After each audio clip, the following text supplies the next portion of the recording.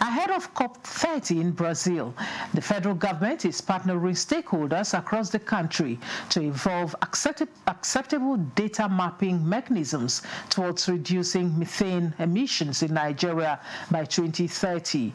This move is spearheaded by the Office of the Special Assistant to the President on Climate Matters in conjunction with Sustainable Research and Action for Environmental Development.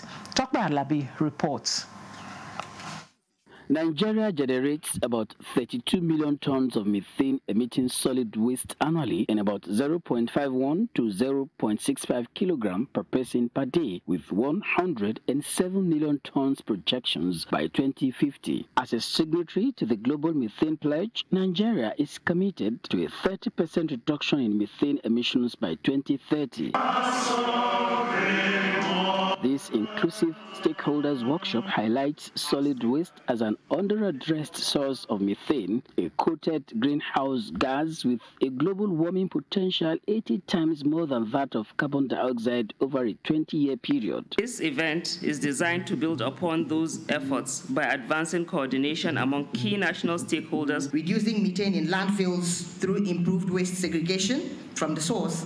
Biogas systems and composting can create green jobs. These concepts fit very well with the mandate to protect human health. We have put undue focus on carbon dioxide. We forget that methane, CH4, is one of the culprits. Office of the Special Assistant to the President on Climate Matters with Sustainable Research and Action for Environmental Development, SRADEV, are collaborating to develop a national action plan and data-driven strategies through a project tagged Multi-Solving Action to Methane Reduction in Nigeria, with focus on cities like Lagos, Abuja, Jos, and Benin. We want a situation whereby we have data sharing amongst the policymakers, the MDAs, as well as from the subnationals. So now we're looking at methane, and we need people to understand the very dangerous aspect of methane and why we need to do something about it. There's a gap in the NDC 3.0 where every other component